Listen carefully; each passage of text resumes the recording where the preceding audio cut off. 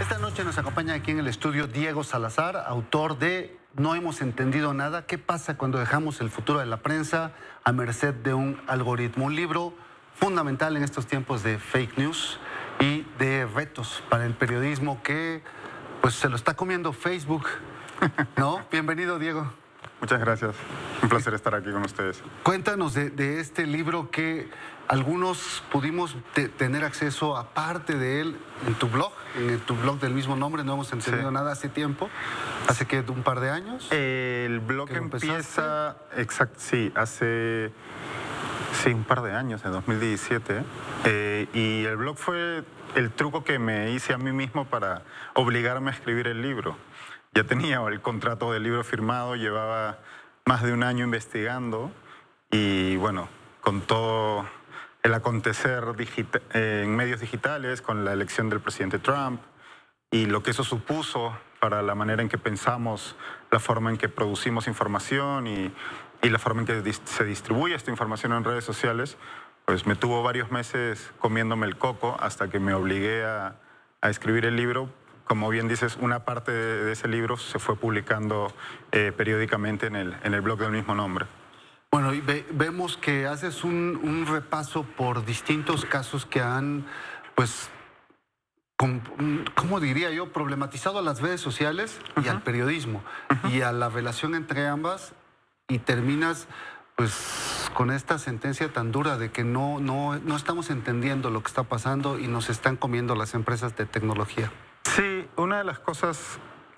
El libro nace en una columna que yo tenía en el diario del que entonces era editor general, y la columna era una manera de comentar las cosas que yo iba leyendo, los temas que me interesaban, los libros que iba comprando y devorando.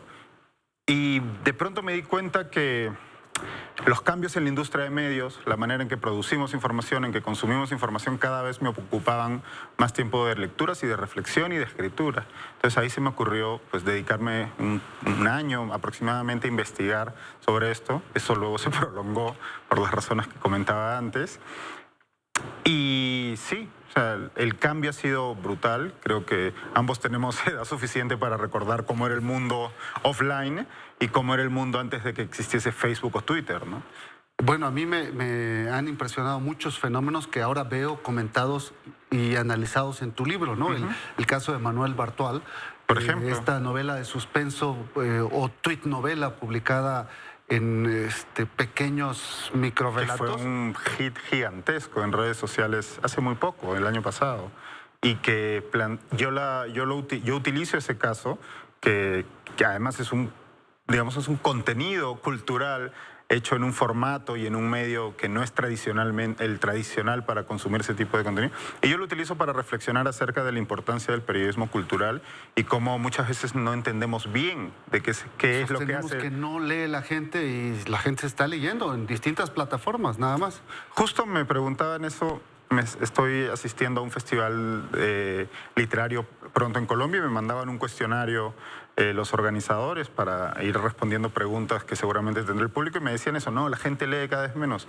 Todo lo contrario, la gente lee cada vez más. Lo que ocurre es que leemos en maneras distintas, en formatos distintos, en gadgets distintos, y leemos cosas distintas. Pero ahora, en estos tiempos es mucho más fácil también timar al lector, ¿no?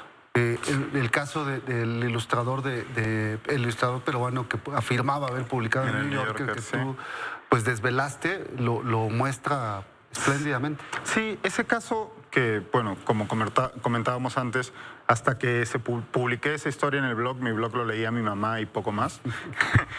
Esa historia se hizo viral en buena parte de América Latina, y de hecho me dio la clave para el libro, porque me enseñó que contando una historia, analizando un caso, me permitía hablar de conceptos y ideas sobre las que yo venía reflexionando.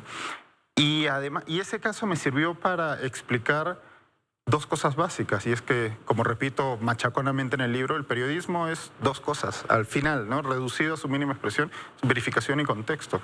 Y si un contenido periodístico, porque hoy hablamos de contenido, ¿no? Antes hablábamos de artículos o noticias, pero contenido es todo aquello que está en Internet, es contenido.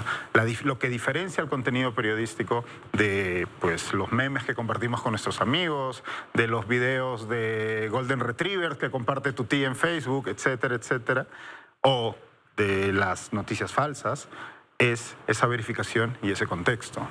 Y tú dabas una lección de verificación en el caso del Ilustrador, ¿no? Que te tomaste todo el trabajo de hablar a las redacciones, del New Yorker, a las revistas que lo habían publicado, y confrontar al Ilustrador hasta que él aceptó que era falso, ¿no? Así es, pero lo que yo intentaba demostrar, y de hecho fue uno de mis esfuerzos a la hora de redactar y planear este texto, fue que cualquier persona, en este caso cualquier periodista, con un mínimo de curiosidad, con un mínimo de tiempo y con una conexión a Internet, podía haber verificado que lo que decía este muchacho era mentira, ¿no? Y lastimosamente, por los tiempos en los que vivimos, de una velocidad que no te deja frenar, ¿no? Yo creo que esa celeridad, esa inmediatez con la que vivimos hoy en las redacciones, muchas veces se vuelve una excusa, ¿no? Porque en este caso era muy sencillo. Digamos que yo en esta entrevista, estamos conversando y yo te digo, sí, bueno, cuando yo jugué con el Real Madrid de básquet en los años 90, ¿no? Y rápidamente alguien en tu redacción dice, ¿cómo? ¿Qué dice este señor? Y va a googlear en Internet y va a dar cuenta que yo no jugué básquet en el Real Madrid.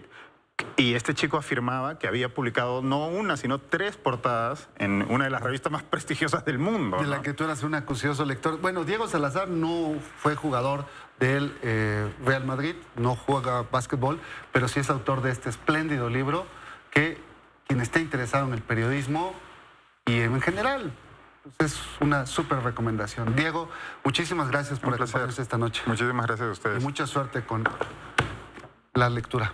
Espero que les sirva a muchos lectores. Bueno, esperemos que sí.